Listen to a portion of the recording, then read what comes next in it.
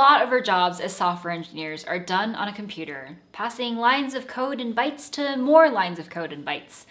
But a very real part of software engineering is that it's people, human beings, who write the code. It's people who decide what gets built, how it gets built, and when and where it gets into the hands of people who use it.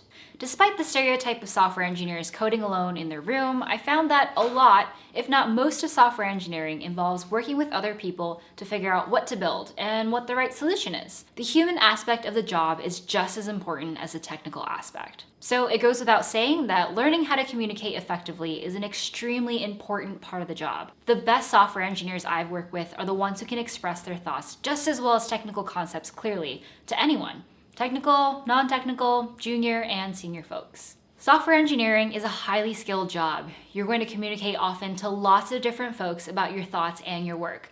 For instance, you might find yourself explaining to your coworker how a certain component works because they're going to add on to it. Or you might be having a conversation with your manager about your career goals and where you're at in that journey.